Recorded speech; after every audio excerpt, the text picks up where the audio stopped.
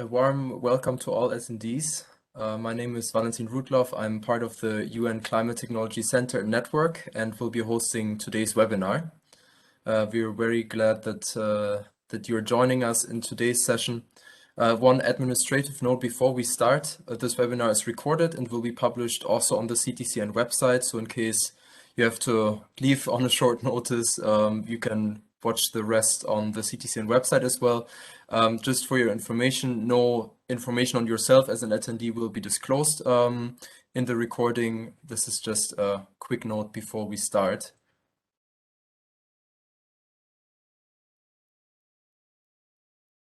The webinar number 2 of today on transitioning to clean energy through blockchain is part of a larger webinar series of 6 webinars on the topic of blockchain technology for climate policy implementation. Perhaps you've already joined us in last week's webinar on blockchain 101 and governance. This webinar series will run until the end of January and will touch on topics such as energy markets as today, and also mitigation and adaptation finance, carbon markets, and value chains. Just a quick note on the organizers of this webinar.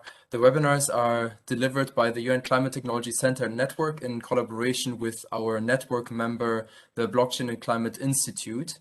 The UN Climate Technology Center Network, short CTCN, is the implementation arm of the UNFCCC technology mechanism. We as a center promote the accelerated transfer of environmentally sound technologies for low carbon and climate resilient development at the request of developing countries.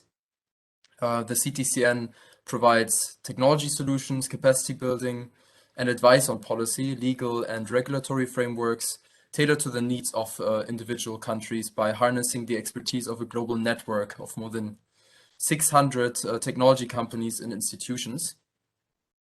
On the other side, our network member, the Blockchain and Climate Institute, is a volunteer-led not-for-profit organization founded at COP23 in 2017, combining the functions of a think and do tank and an advocacy group, supporting governments and businesses in the deployment of blockchain and emerging technologies in the area of climate change policy.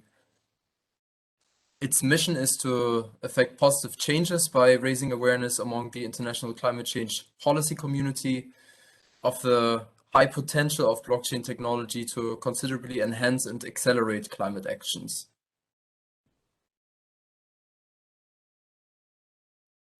Today's webinar will provide an overview on blockchain in the context of energy markets, renewable energy, and energy efficiency. Key questions are: how can we use blockchain for the transition to renewable energy? How are blockchain-based microgrids working? And how can investments in energy efficiency be enabled through blockchain?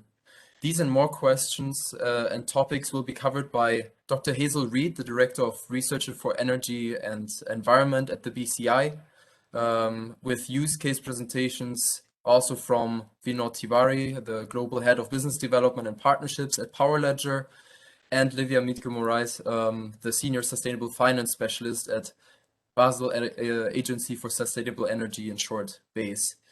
At the end of today's webinar, we will also have a 10-minute Q&A session.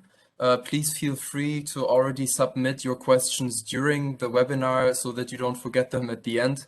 Questions are very valuable, challenging our speakers and providing more information, more depth. You can use the Q&A function at the very bottom on the very right. There are 3 dots where you can click, and then you should see the Q&A functionality. So I also want to take this opportunity to formally introduce our speakers of today before I hand over to Dr. Hazel Reed. Starting with Dr. Hazel Reed, she is the Director of Research and for Energy and Environment at the BCI. She's also a Research Associate at the University College London. Dr. Reed has more than 10 years of experience working on international environmental and archaeological research projects and is passionate about environmental and climate change issues. Vinod Tiwari is based in Perth, Western Australia, and leads PowerLedger's business development and sales teams, establishing partnerships around the globe to leverage PowerLedger's blockchain technology for energy trading, grid flexibility trading, and renewable energy certificates trading. enabling orderly scaling up of renewables on the grid. Vinod has over 25 years of experience in energy markets, operations, senior sales and business development roles within the renewable energy and other engineering industries. Lastly, Livia Mitke-Moraes is originally from Brazil and currently based in Basel, Switzerland, leading the implementation of the ESI Europe project, on which we hear more later, at base since 2018.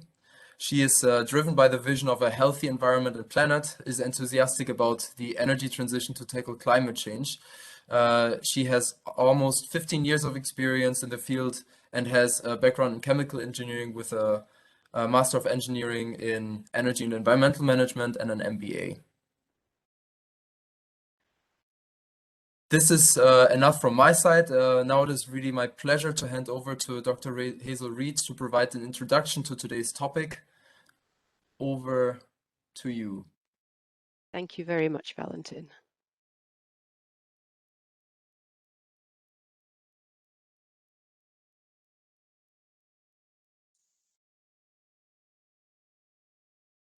Okay, hopefully you are all seeing my screen now. Yes. Good morning or good afternoon or evening, everyone, and welcome. So in this first section of the webinar, which is focusing on transitioning to renewable energy, I'm going to provide a brief overview of how blockchain can address some of our current energy challenges. I'm going to introduce some key blockchain concepts for energy, and I'm going to finish by providing a couple of microgrid use cases, which I believe will feed in nicely to what our other two speakers will be talking about today. So as Valentin introduced me, there's not really much I need to say on this slide other than it is my pleasure to have this opportunity to participate in this workshop with you today. So we will begin by watching a short video that provides a nice overview of the key themes in this section of the session, and then we'll go on to explore some of these themes in more detail. Current energy markets worldwide face some major challenges as population and electricity demand is growing much faster, leading to blackouts, unstable supply, soaring prices under the traditional one-directional energy grid system. Nowadays, while many governments are shutting down some fossil fuel power plants and deploying renewable energy in local communities to plug the energy gap, we need new infrastructure which allows for bi-directional electricity flows among millions of producers and consumers, or prosumers, making it possible for smaller suppliers offering renewable energy and even householders to enter the energy market and, hence, for countries as a whole to transition to renewables. Blockchain is a transformational technology that can help democratize the energy markets through optimizing the energy supply model. As blockchain allows for P2P trading without an intermediary, it can turn consumers into prosumers, allowing them to sell excess renewable energy to other households, or even export it to the main grid. Standalone microgrids embedded with blockchain-based P2P trading platform and serving remote villages, for example, can be completely disconnected from the main grid and operate autonomously. Smart contract on a blockchain can also offer a secure, lower-cost digital platform for settling energy transactions with data fed by smart meters almost in real time. Blockchain can also facilitate the financing of renewable energy projects by tokenizing renewable energy investment, leading to much broader investor base. In short, blockchain can help democratize the energy market by making it more accessible to smaller energy suppliers or even householders, by lowering the barriers to entry and distributing benefits more equally.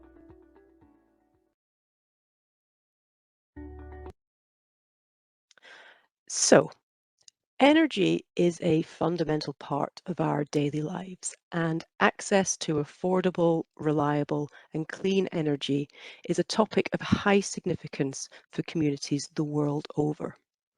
However, many current energy markets face some big challenges, which in many cases blockchain applications can help to address.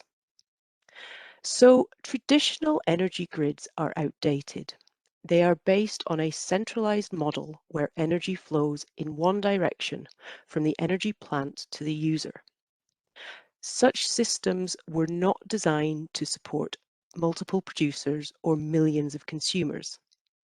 They were not designed to cope often with inconsistent and fluctuating energy demands across millions of different localities. And they were not designed to cope with bidirectional flows of energy. In many situations, these traditional networks are struggling to meet the demands placed on them by population growth and by increasing per capita energy demands. They are unable to expand or scale their output at a fast enough rate to keep up with these increasing demands. And in certain locations, this is leading to entire communities being left without access to a reliable electricity supply. The centralized model also presents a number of barriers to enabling future energy transitions. Centralized systems are often controlled by a single entity, whether that is being run by the state or a private company. And this monopoly creates a significant barrier for smaller suppliers and those offering alternative sources of energy to enter the market. If goals related to the transition to renewables are to be achieved, the energy market may require a new decentralized model of operation. And this is exactly where blockchain fits in. Blockchain is a decentralized system that facilitates data sharing, transparent transactions, and peer-to-peer trading. And many of these features are exactly what is required for a new decentralized energy network to be developed. So blockchain can democratize energy supply by making it more accessible across markets, by distributing benefits more equally, and by decentralizing decision-making processes and control. Now, fundamental to these ideas are the 3 T's, which sum up the 3 vital features of a democratized and decentralized system. The first is transparency. That's the idea that each user can access the same information. The second is transaction, and specifically transaction cost. Now, a defining feature of blockchain is that it eliminates the need of traditional intermediaries or third parties in transactions, and this reduces costs down to a negligible amount. And the third T is tracking, the idea that all transactions can be tracked end to end, ensuring records are accurate, permanent, and easily verifiable. So, blockchain applications built on these fundamental principles can be applied to the energy sector in a number of ways. Blockchain can be used in smart metering. Smart meters automatically gather real-time data and can be coupled with automatically self-executing smart contracts to reduce transaction costs and maximize efficiency. Blockchain can be used to manage microgrids, energy systems operating either in parallel with or independent from main power grids. Blockchain can also be used to scale such systems, providing models of operation that work for microgrids that can be expanded to meet regional or national energy needs. Blockchain also is supporting the emergence of the prosumer. That is the role of households, not only in consuming energy, but also in generating and trading that energy, contributing to peer-to-peer energy trading systems. And blockchain can also be used to fund clean energy projects, such as through solar cell leasing, which is an example we'll look at a little later. We're going to explore some of these key concepts by taking a look at microgrids in a bit more detail. Now, microgrids are a key way that energy supply markets can be decentralized. A microgrid is a small energy network. It consists of an energy supply, which may be provided by one or more producer, usually energy storage facilities, and a network of consumers, some or all of whom may also be producers. Microgrids are most suited to and almost always will be built on renewable energy technologies such as solar or wind. Now, microgrids can be attached to a centralized national grid or can be entirely independent and decentralized.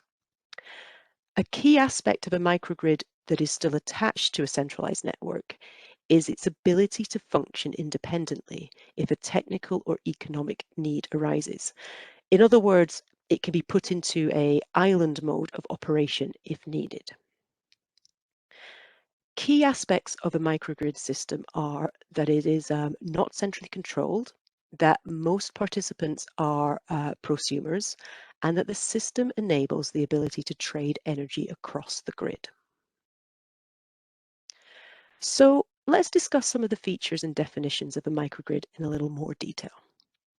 So as I said, a microgrid is a self-sufficient energy system. It's one that serves a discrete geography.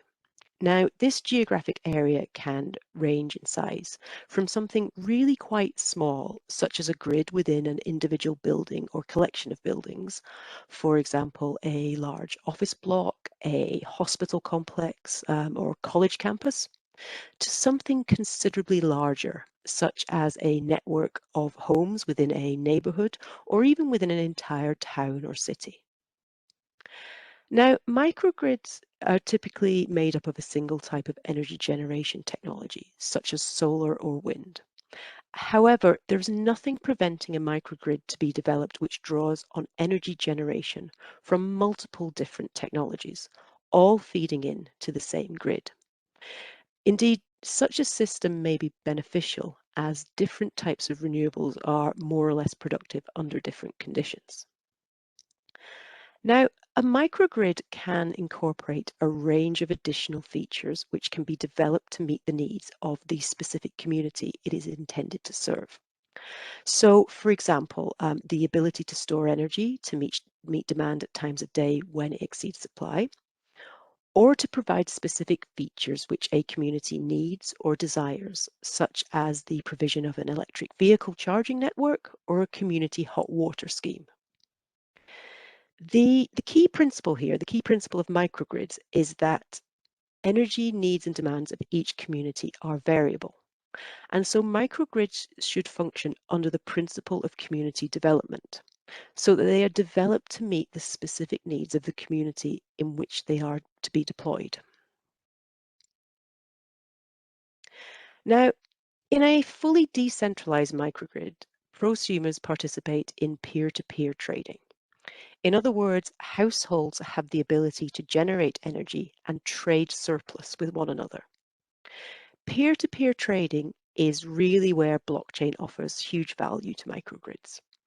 It offers a cutting-edge solution to the double spend and accountability problems facing various other trading platforms, and it is easily able to cope with the different requirements and mix of energy assets that each community brings to the microgrid format.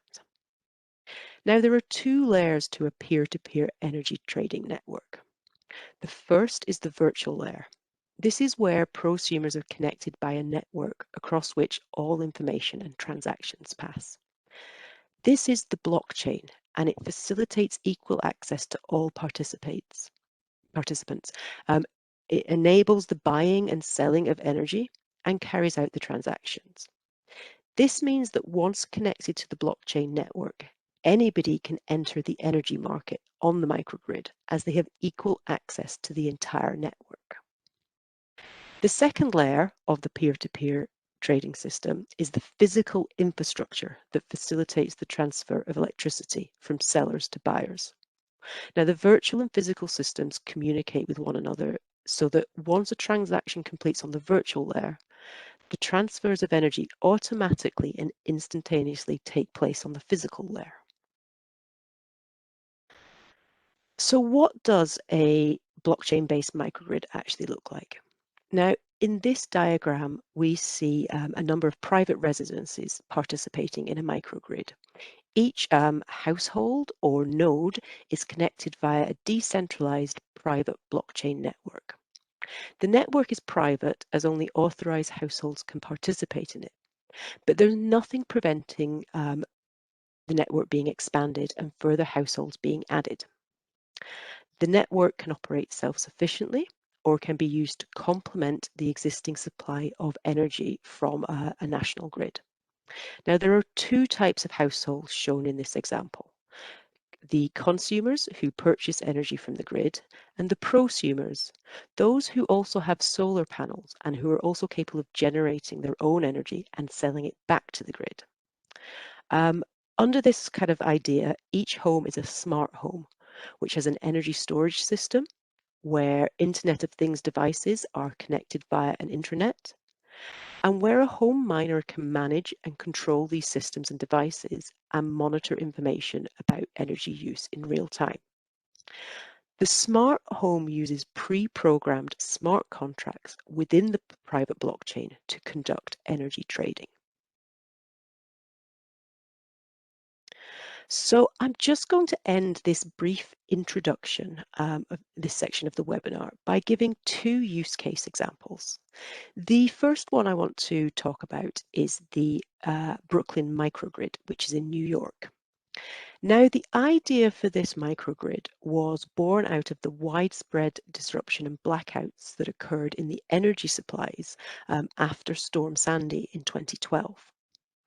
This led to some residents questioning the security of their centralized energy system and looking for ways that security could be improved through decentralization and microgrid concepts. From this, the Brooklyn Microgrid project was established in 2016, and it became the world's first ever peer-to-peer energy sales system using a blockchain verified network, when a resident who owned a rooftop solar panel sold the world's first few kilowatt hours of locally generated surplus solar energy to a neighbor through a blockchain smart contract. Since this groundbreaking transaction, the Brooklyn microgrid has continued to expand and be developed, and it now includes more than 50 homes and businesses. So what does this mean to the energy sector and the transition to renewables? Well, by creating a network of prosumers and localizing energy distribution, the microgrid scheme incentivizes residents who are solely consumers to become active prosumers and to invest in solar technologies. Thus, this is motivating residents to uptake clean, renewable energy generation, which decreases their reliance on the centralized system, which is based on fossil fuel consumption. So while these benefits of microgrids are great, one of the key barriers to transitioning to such a system is the high initial cost of installing renewable energy generation technologies.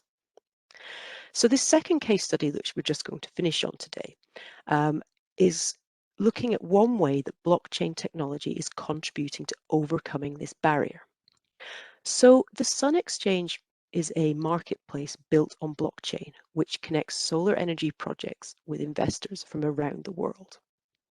In terms of how this works, well, the Sun Exchange identifies schools, businesses, organizations that want to develop their ability to generate electricity through solar panels, but who currently can't meet the high initial startup costs of installing such a system. The Sun Exchange looks at the project, and once it's determined that it is economically and technically viable and socially and environmentally responsible, the Sun Exchange then runs a crowd sale for the solar cells needed to power that project. Through this crowd sale, anyone, anywhere in the world can purchase a solar cell and then lease it back to the project in return for a yearly rental payment. By doing so, the purchaser contributes to the generation of clean energy. They make a positive social and environmental impact, and they earn income. A key thing about this system is that once the purchase cell is installed and starts generating electricity, payments are automatically made through smart contracts on the blockchain. the owners of the solar cells, wherever they are in the world, receive income from the rental payments of the solar energy user via the blockchain. A key aspect of the Sun Exchange is the transparency and due diligence of their operations. They are not the intermediary in the transactions. And this means that the person who bought the solar cell doesn't have to rely on any third parties to earn their income. Once the initial crowdfunding process completes, it doesn't matter if the Sun Exchange itself stops functioning. The blockchain ensures that the payments will continue. So that brings me to the end of my brief introduction to some key concepts. I'd like to thank you very much for your attention. And I think, Valentin, we're just going to go straight over to the next speaker. Is that correct? Yes, exactly. Thank you very much, Hazel, for the introduction to today's topic. I think the next speaker is perfectly prepared with this introduction. Over to Vinod to present what Power Ledger is doing. Please, the floor is yours. Thank you very much, Valentin. And good day to all the delegates, participants. I'm here talking to you from Perth, Western Australia. Lovely to be here, and thank you to UN Climate Technology Centre and BCI, Blockchain Climate Institute, for inviting me to present our use cases from around the world and share what we've been doing and how we are bringing blockchain in energy use cases. So I'll jump on to screen share in a second, and hopefully you can see my screen. Yes. All right. So what we enable is through blockchain, we spin up these marketplaces that makes energy cheaper, cleaner, and resilient, and provides resilient energy systems. Pavlija itself is headquartered in Western Australia. We are now present in 11 countries, presence pretty much across every continent. We actually just signed up a project in South Africa as well. So Australia, Asia, Europe, North and South America. And the presence is growing. And what we do is utilizing blockchain as the core technology, we solve the time and place problem with 24/7 renewable energy. So we're looking, our solutions pretty much enable orderly scaling up of renewables on the grid. And with the time and space, I mean that lots of renewable is produced in many places around the world at times when it is surplus, and when the renewable intervals disappear, be it for solar or wind energy, the load falls on the grid, so causing almost a duck curve type of issue, which becomes an issue for electricity systems operators. Countries like Germany, even Australia, Denmark, which has very high penetration of renewable energy. So energy price itself or cost is low, but it requires, as the renewable uptake increases, the transmission and distribution infrastructure requires upgrade as well. So the cost of electricity stack continues to go up. So end user still pays high prices. So what we do is we believe that the grid is only as good as the market that sits behind it.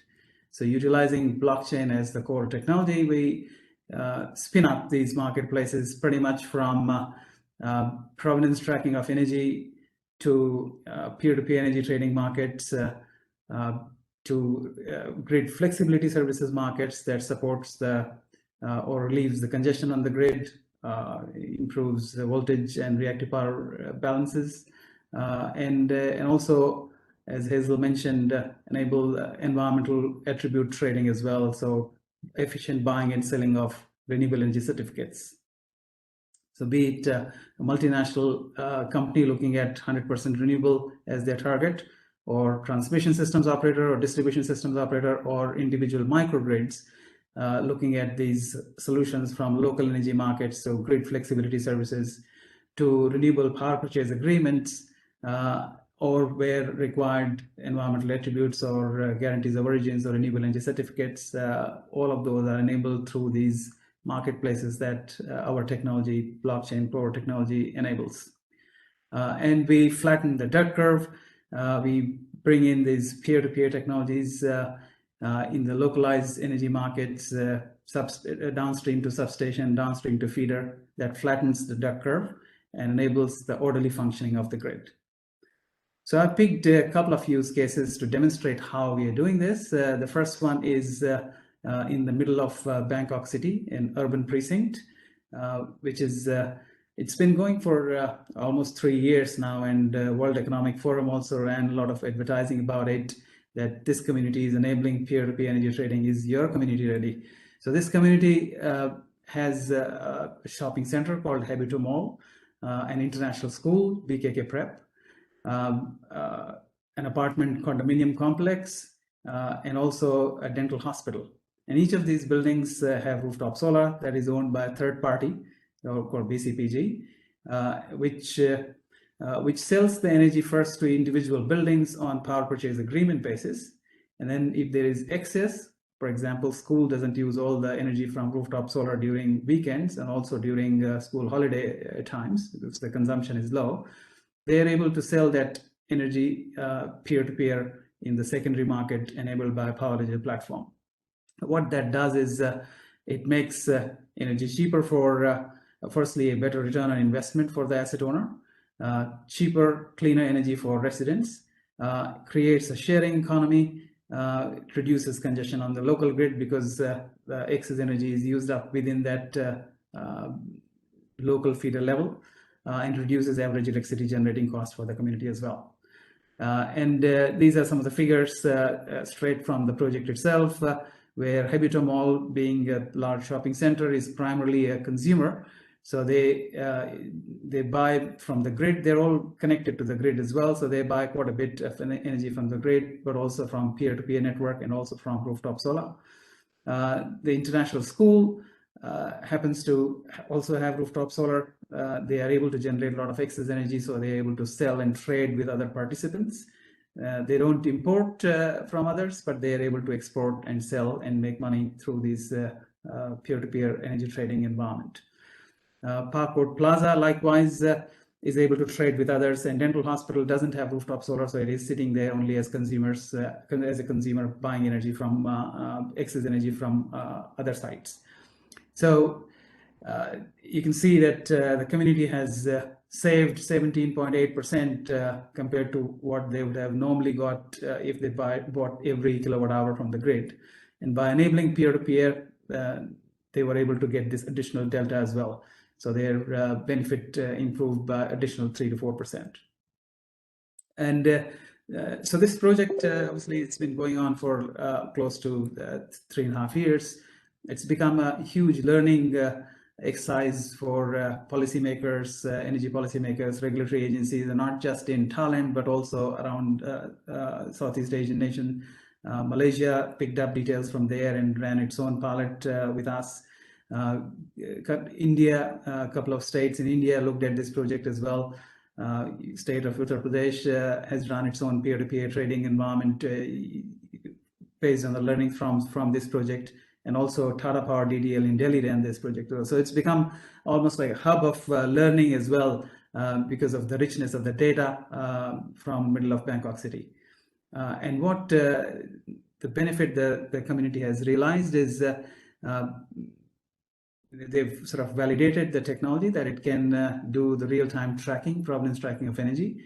It creates this peer-to-peer energy trading environment, matching of energy generation and consumption,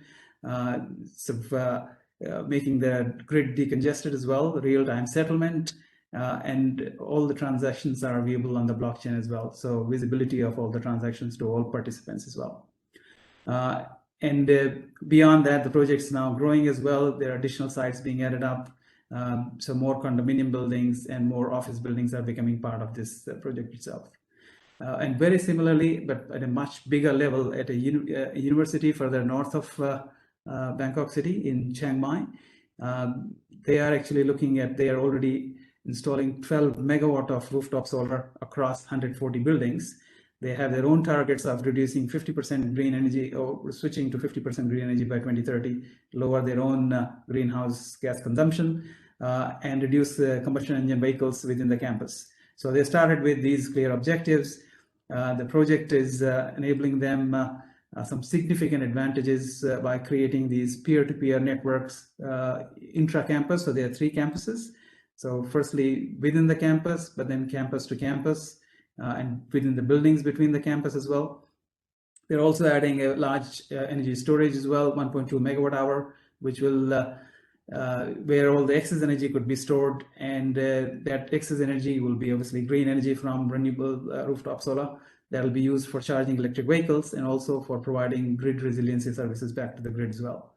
So multiple solutions from virtual power plant to peer-to-peer energy trading to carbon management are being achieved in this project.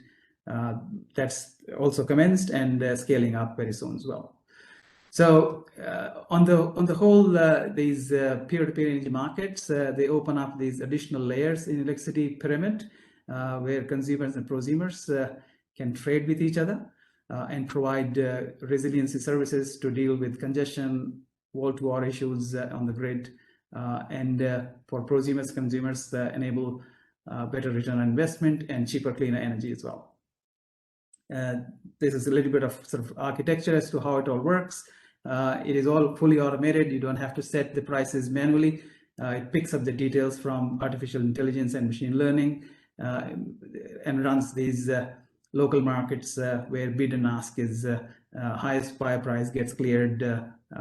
So highest buy price matched with the lowest bid price and so on. What this is showing is excess energy available during these high solar intervals can be stored in the batteries and reused and traded with other participants during non-solar intervals to benefit the grid and also create this additional 24/7 renewable energy environment, because when the solar wind disappears, you have to require energy storage or other renewable like biomass, etc., to kick in to support the 24/7 carbon-free energy movement, which is now gathering huge momentum. COP26 had a working group as well. We are part of that working group led by Google.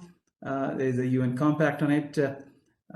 So it all starts with the provenance tracking of energy. What does your portfolio currently look like? What's your procurement portfolio look like? And where there might be gaps, opportunities to fill up those gaps through these peer-to-peer energy trading environment or energy storage, renewable energy storage that can provide the or fill in the gaps to complement 24/7 renewable power requirement of these businesses. Blockchain plays a huge role. Hazel, yeah, I'll be just. We slowly need to come to an end. Thank you. Yeah, summing up now. So Hazel covered the advantages of blockchain, so I will not go into the blockchain advantages here. But just to sum up in the last slide, that what we enable is scaling up of renewable in an orderly way, and our global projects are demonstrating how renewables can be scaled up on the grid. Thank you very much for this opportunity. Thank you, Vinod. This was really a great insight, and I think we also in the chat, I see already a few questions that might come your way at the end during the Q&A session. But before getting there, I would invite now Livia to dive into more the energy efficiency side of the energy market and how blockchain can be applied there. Livia, over to you. Thank you, and thank you for the opportunity to present here. Let me see if I can start sharing my screen. And yeah, here's the subtitles, perfect.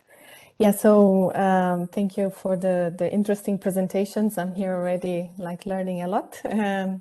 I'm here to give you a bit of a different insight into clean energy, because we know renewable energies are very important for the energy transition, but then there is one option that is even cleaner energy. It's the energy that we do not use. So here is a case for the energy efficiency.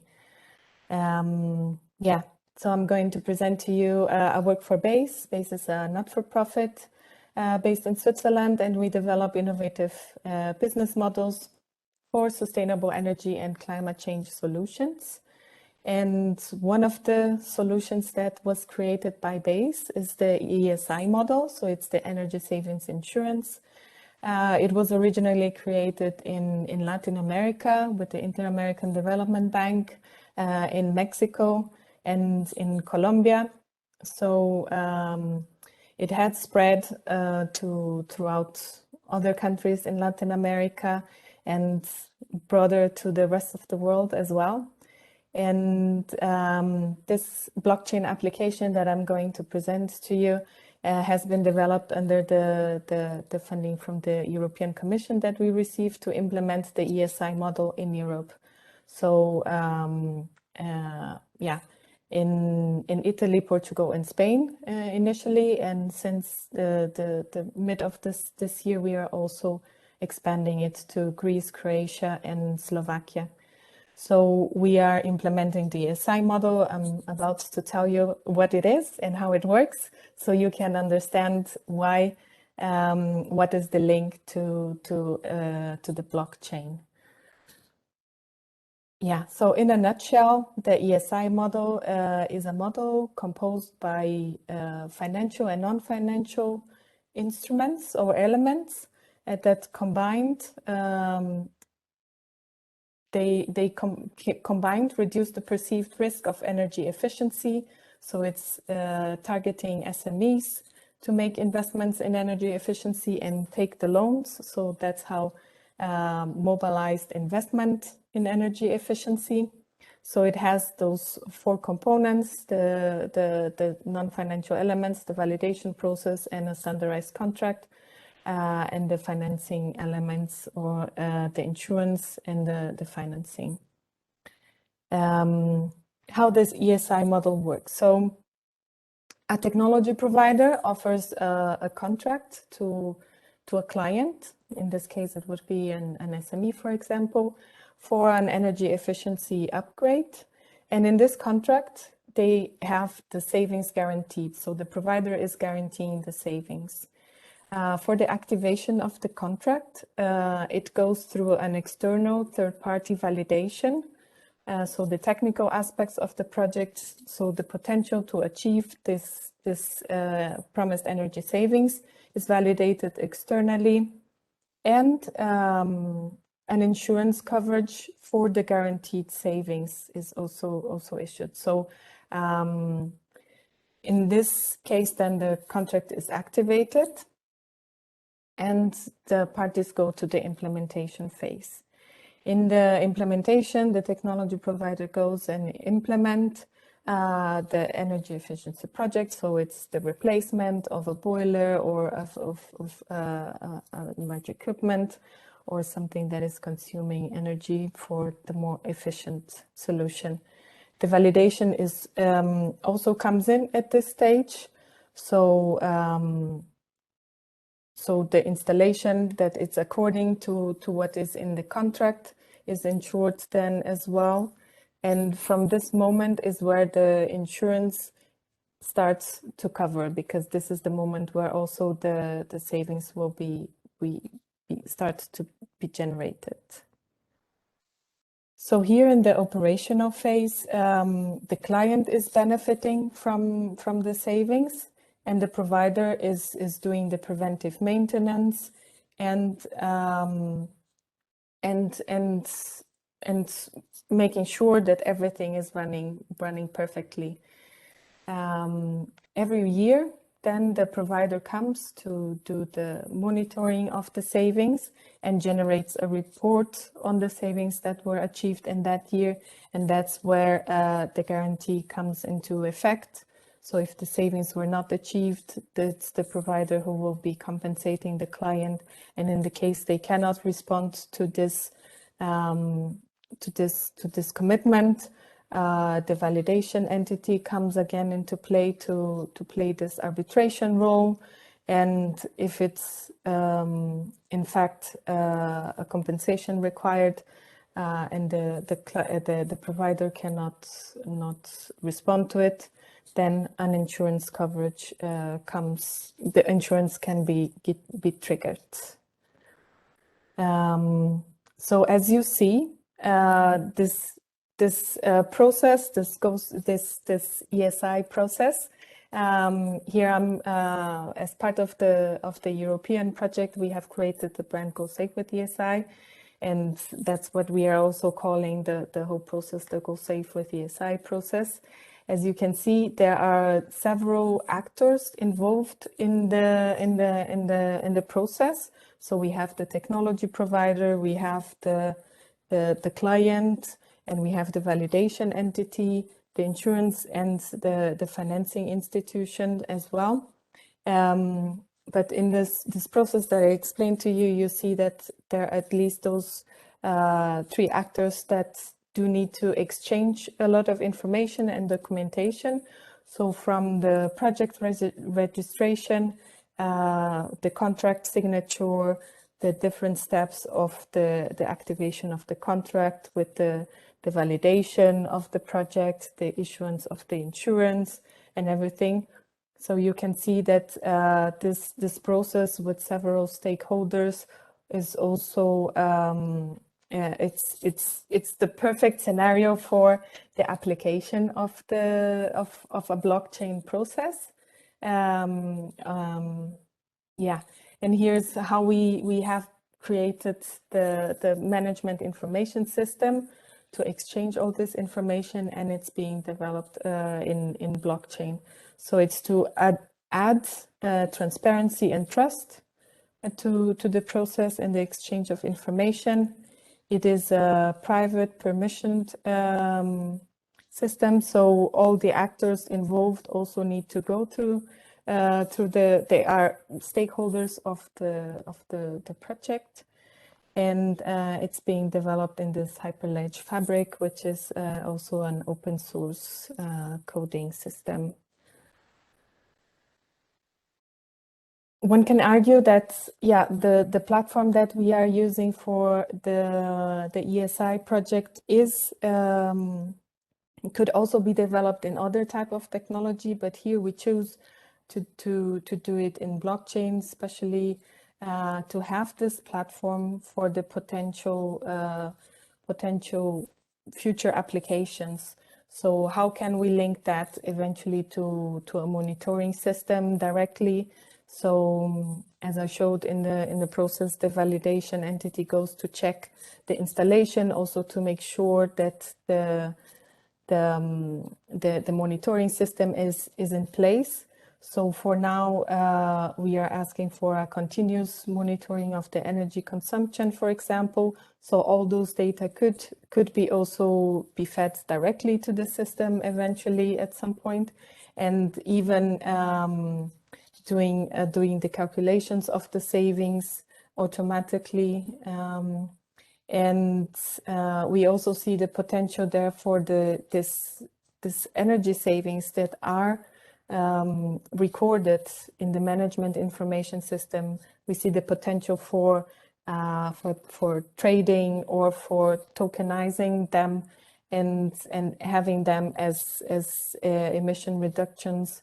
And this type of information might be of great value also for the financing institutions, if at the point that they need to report what are the emissions of the projects that they finance.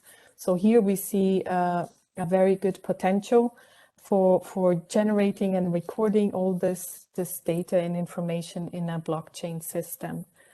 And of course, there is the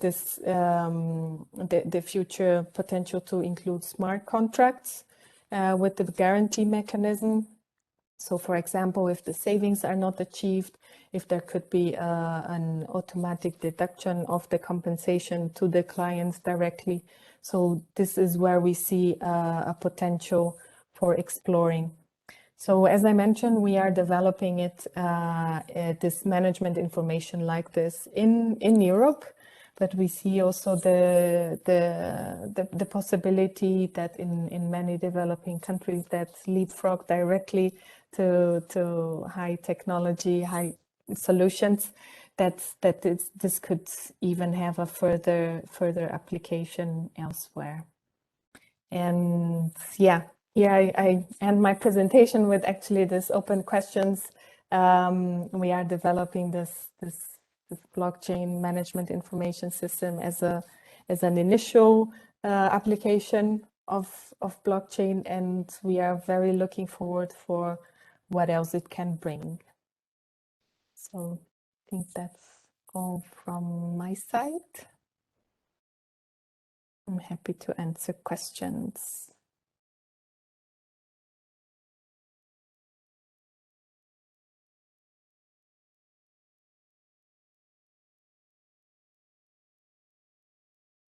Thank you, Livia. I would invite John to lead the Q&A session now.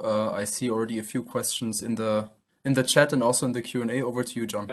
Thank you. Thanks to all the speakers. We've got very limited time to answer the questions, so I'm going to fire them at you pretty quickly and see if you can answer them pretty quickly. I think first of all, a couple of questions just to pick up on what Vinod was talking about. Let me have your views on this, Vinod.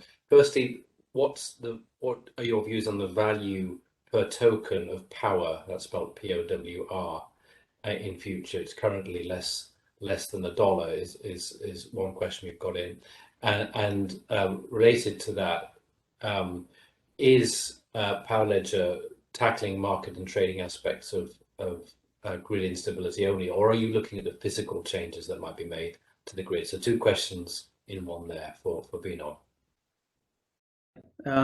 Thank you, John, and thank you for the question.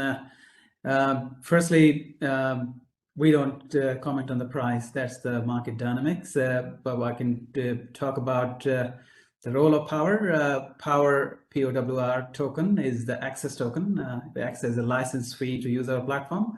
So as we bring on more projects online, more power tokens are required, and there's only a limited supply. So the supply and demand itself guarantees that the price will go up. So that's the tokenomics that'll work.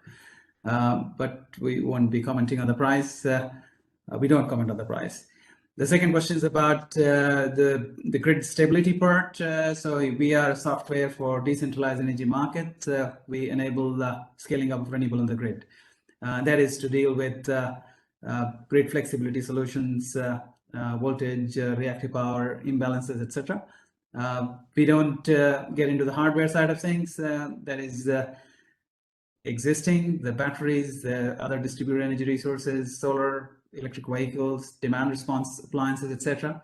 But we provide this orchestrating layer that responds to grid conditions to provide the better functioning of the grid through flexibilities trading and energy trading. So I suppose I've answered that question. Yeah, but if there are any more details required, obviously our details will be in our presentation. So please feel free to reach out to us.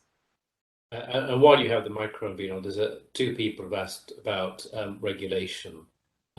You mentioned, a number of projects that you're running in different countries. You've got experience of working in different regulations, and the question essentially is, to what extent are you finding challenges with national regulations in implementing peer-to-peer projects such as this?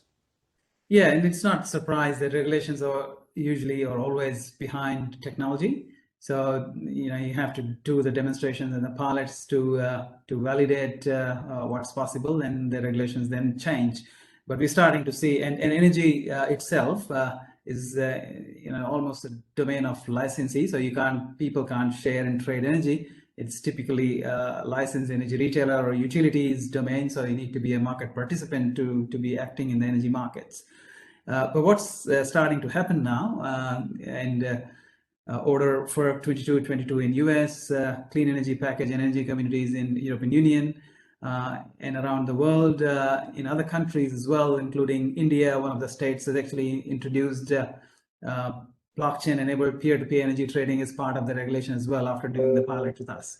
So yes, regulations don't necessarily exist everywhere to enable peer-to-peer, but the world's starting to change, and there is a realization that the energy markets are moving from centralized to decentralized to distributed.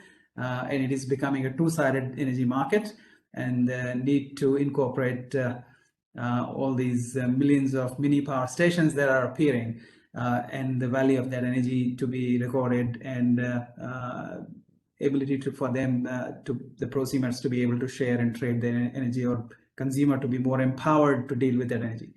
So we present now in 12 countries and growing, and lots of those have been through pilots working with the national policymakers and regulators to make those changes. Starting to happen now. Yeah.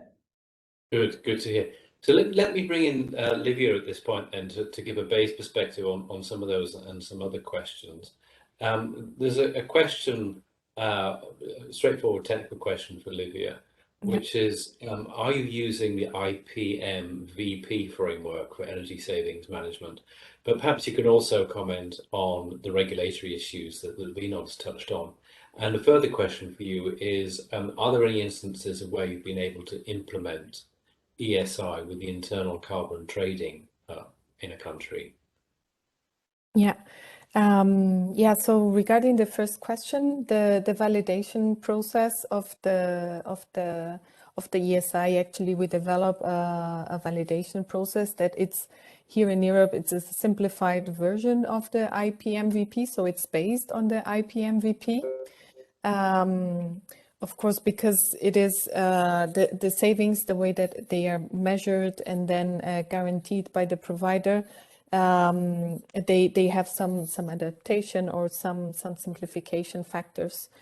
So yes, we are basing our methodology on the IPM-VP, and here is where this question on how do you link this to a carbon trading system is that needs to be assessed by countries, because each country will have, or either following international rules on how carbon credits are generated and measured. So this is where we would need to see in each country if this methodology, the way that we are accounting for the energy savings in the management information system in the ESI are parallel or can be aligned with the carbon counting and emission certificates from the country. So there is a possibility to see if those match in each case.